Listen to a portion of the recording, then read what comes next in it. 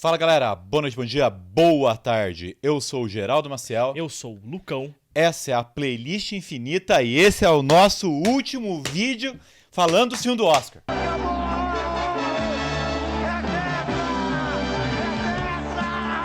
Conseguimos chegar até o fim. A gente ia conseguir de que maneira, né? Acho que a gente não ia morrer. É verdade. Quer dizer, a gente podia morrer, mas acho que isso não estava nos nossos planos. Agora, então, é hora da gente falar sobre os documentários, que é uma das categorias mais difíceis de prever. Agora a gente fala documentário em longa-metragem, tá? Porque ontem saiu o vídeo de documentário em curta-metragem. Mas assim, por que é muito difícil de prever? Ano passado, 2021, teve um documentário romeno chamado Collective, que foi o favorito durante toda a temporada de premiações. Aí, foi chegando na época do Oscar, ele foi perdendo força, e o Professor Polvo ganhou. Então, realmente fica difícil de prever alguma coisa com certa exatidão aqui. Embora esse ano a gente consiga arriscar um pouquinho. Porque 2 filmes estão na frente na disputa. Mas antes da gente falar desses 2 filmes, o que você vai fazer? Você vai deixar um gostei aqui embaixo, vai se inscrever no canal e clicar no sininho para ativar as notificações e ficar por dentro do melhor conteúdo de cinema do Brasil. Desses 2 filmes que estão na dianteira, o primeiro é Fuga, ou Flee, que a gente não vai falar aqui hoje, por quê? Porque a gente já tem um vídeo sobre ele, que saiu agorinha há pouco, e você pode ver clicando no card, ou aqui como é que chama isso? Na descrição. Na descrição, é isso mesmo, eu até me esqueci. E aí você aproveita e faz o seguinte, dá uma olhadinha na nossa playlist do Oscar 2022 também, que agora com esse vídeo aí tá completo. Nem sei quantos vídeos tem, mas a gente falou de todos os filmes do Oscar, porque a gente é brabo demais. O segundo filme é Summer of Soul, ou Quando a Revolução Não Pôde Ser Televisionada. A direção desse filme é do Amir Talib Thompson. E qual é o assunto? É um festival que aconteceu no Harlem, no verão de 1969. E se você não assistiu esse documentário, provavelmente você nunca ouviu falar desse festival. Eu nunca tinha ouvido falar. Assisti o filme e fiquei, caramba, velho, como é que pode ter acontecido um festival tão gigante? E a gente não fica sabendo, né? Porra, não, e foi 69, né? Já deu tempo da gente ficar sabendo. E demoraram 50 anos. E a questão é que o público foi gigantesco. Foi muita gente. E ele aconteceu durante 6 fins de semana. Ou seja, não foi um festivalzinho qualquer, que tinha 2 bandas tocando para 30 pessoas. E depois o festival acabou, ninguém ficou sabendo de nada, nenhuma rede de televisão se interessou pelo material sobre o festival e as gravações ficaram perdidas. Uma coisa que a gente não pode esquecer é que foi no mesmo ano do Woodstock. E do festival de Woodstock, todo mundo ouviu falar. E o Woodstock foi uma zona, né? O Woodstock foi uma bagunça. E esse festival não, ele foi extremamente organizado. E, em termos musicais, foi tão importante quanto o festival Riponga mais famoso da história. Ó, pra você ter uma ideia, quem que tocou lá? Stevie Wonder, jovem de tudo ainda, né? 19 anos, né? B.B. King, Nina Simone, que fez um show que você fala, meu Deus, o que foi a apresentação dessa mulher? Sensacional. Cara, impressionante. Nossa, e tá lá no documentário. É só você ir lá ver. Teve também Sly and Family Stone. Tem uma cacetada de gente. É uma sensação muito prazerosa assistir esse festival. Esse festival não, desculpa. Esse documentário. Porque mostra muito do festival acontecendo. É muito bom. Pra quem gosta de música, velho. É genial. Verdade. Esse festival, ele tem uma importância muito grande no contexto social ali dos Estados Unidos e para as revoltas que estavam acontecendo no final da década de 60. Porque, assim, a comunidade negra vinha perdendo muitas figuras de representatividade muito importantes ali. Por exemplo, o Malcolm X, o Dr. Martin Luther King e também citado no documentário o Fred Hampton, que era um dos líderes dos Panteras Negras, que foi assassinado, acho que 5 meses depois. Ele morreu em dezembro de 69 e o festival foi em agosto de 69. Inclusive, o Fred Hampton foi representado no ano passado no filme Judas e o Messias Negro, E rendeu ao Daniel Kaluuya um Oscar por ter vivido ele. Mas voltando aqui ao que interessa, o festival foi um dos meios da comunidade negra perceber que eles não precisavam quebrar prédios e fazer protestos violentos para mostrar que eles tinham força. O festival uniu muito ali e deu uma apaziguada na situação. Cara, vou dizer, viu? Quando eu tava acompanhando ali a shortlist do Oscar, eu tava enganado, mas eu tava apostando que ou o documentário da Billie Eilish, que é o The World's a Little Blurry, ou o documentário do Velvet Underground, que se chama Velvet Underground, né? Os dois da Apple TV, né, coincidentemente. Eu tava pensando que eles entrassem, mas depois, pensando bem, ia ser muito difícil, numa lista de 5 documentários, ter mais de um documentário sobre música. Então, se a gente for pensar na relevância, que é um assunto importante quando a gente fala documentário, Summer Soul é muito mais relevante, né? Só pela importância histórica, já mereceria o Oscar. Mas tem outras questões. O documentário é muito bem montado. Tanto que ele concorreu ao BAFTA em edição. Uhum. Perdeu para o 007, mas essa indicação comprova aí o que eu acabei de falar, né? Então, o trabalho de recuperação de imagens que o diretor fez é uma parada fantástica, velho. Então, se eu fosse você, assistia, viu? E assim, só para fechar, ele já venceu o Independent Spirit Awards na categoria documentário. Ele venceu o Critics' Choice Documentary, porque tem uma premiação do Critics' Choice diferente, separada para documentário. E ele estava concorrendo no Critics em 6 categorias e venceu as 6. Né? E ganhou o BAFTA na categoria documentário, como eu falei, perdeu em edição. E agora a gente dá um salto de 69 para 71. 2 aninhos aí para falar do Erika, que é um documentário do canal Showtime, que foi dirigido pela Tracy Curry e pelo Stanley Nelson. E ele está revisitando um fato histórico importante, conhecido como uma das maiores revoltas prisionais da história dos Estados Unidos. O que acontece basicamente é que os presos tomam esse presídio de Arica para reivindicar melhores condições na prisão. Uhum. É simples assim.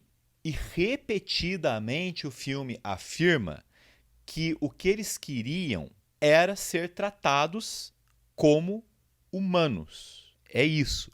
O que é impressionante é que esse negócio aconteceu há 50 anos e o documentário ainda é relevante porque o assunto continua atual.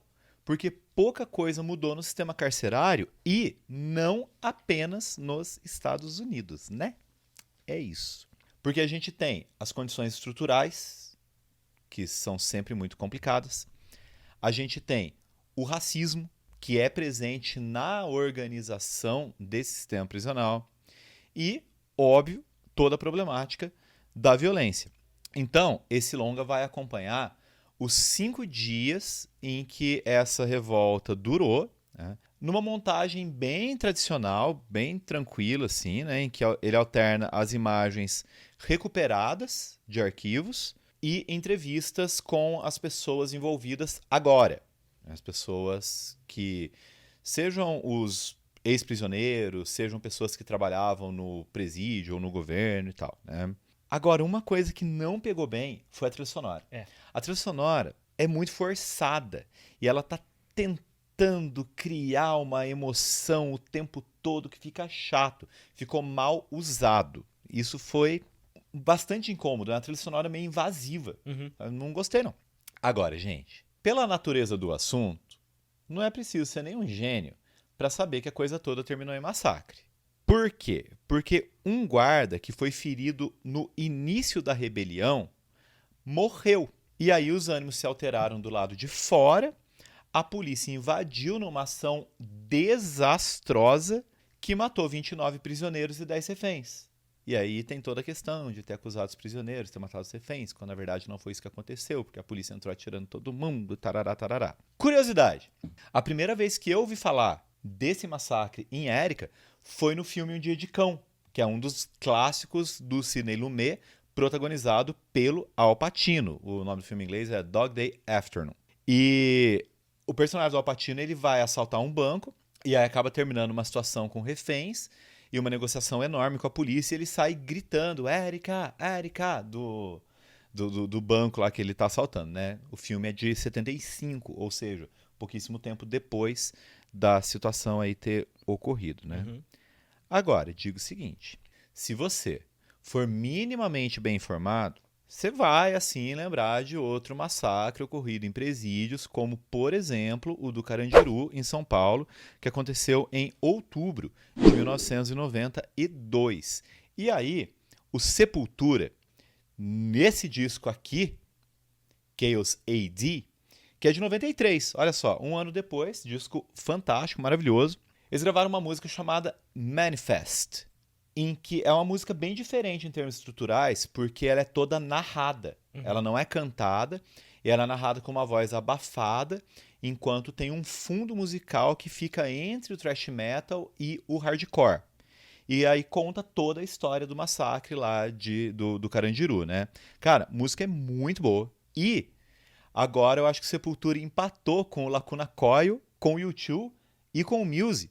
Ou tá quase empatando, como as bandas que a gente mais cita nesse canal e, consequentemente, que tem mais músicas na nossa playlist que está lá no Spotify, que a gente vai deixar o link aqui para vocês. Aproveitando a deixa, é impossível não falar da música Diário de um Detento, que é do disco Sobrevivendo no Inferno, uma música muito icônica dos Racionais, disco de 97 ou 62.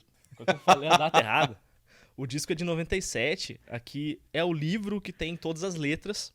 E nessa música, o Mano Brown, ele conta ali os 3 dias da rebelião, dia 1º de outubro, 2º e 3º. Como é que é? Essa música foi escrita por um ex-detento que estava no Carandiru, que é o Jocenir Prado.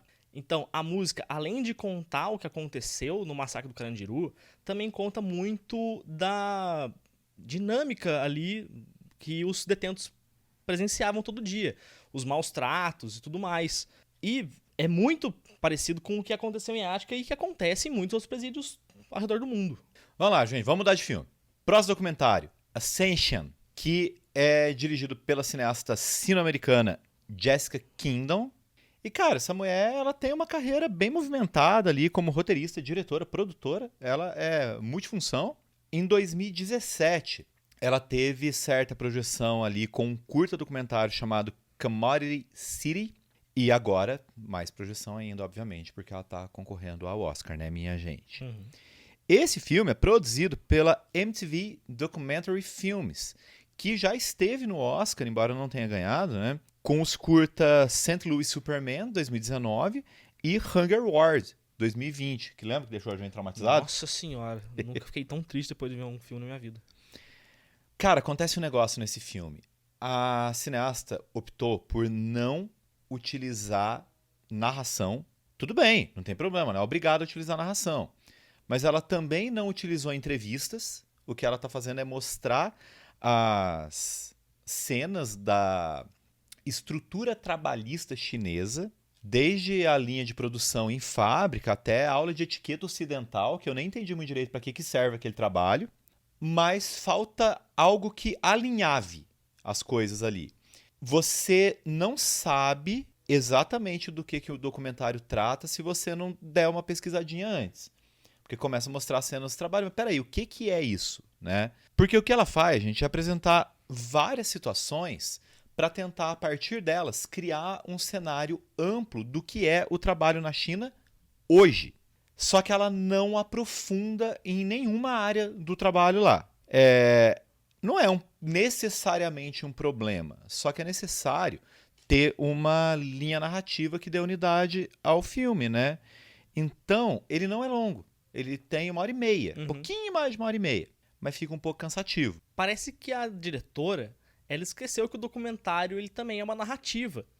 Não que a gente não consiga entender o filme, mas a falta de uma narração ou de entrevistas com os envolvidos ali faz o filme ficar, parece, desconexo. Porque se a gente enxergar ele como vários núcleos, não tem nada que una esses núcleos. O filme começa com umas cenas de produção industrial ali, tem quase 20 minutos. Cara, se você não souber do que trata o filme, você vai achar que é um filme, um documentário sobre produção industrial. E, pô, é chato pra caramba. Acontece nada, você fica vendo ali gente cortando coisa e batendo peça de sei lá o quê. É o que dá uma possibilidade maior de a gente entender o que tá acontecendo, são os diálogos entre as pessoas ali. Mas acho que ela tentou inovar na linguagem documental, mas ficou um pouquinho perdido. Pra mim é o mais fraco dos 5. O último é Escrevendo com Fogo, que aqui no Brasil recebeu o título, a tradução literal do título, que é Writing with Fire, que é dos diretores indianos Sushmit Ghosh e Rintu Thomas.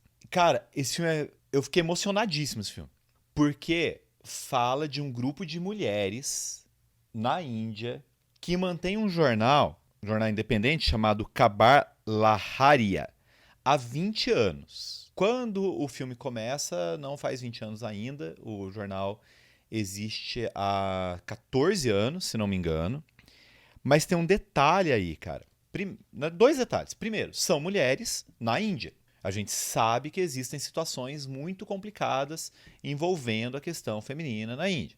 Só que, além de tudo, são mulheres Dalits. Se você não sabe, a sociedade indiana é dividida por castas.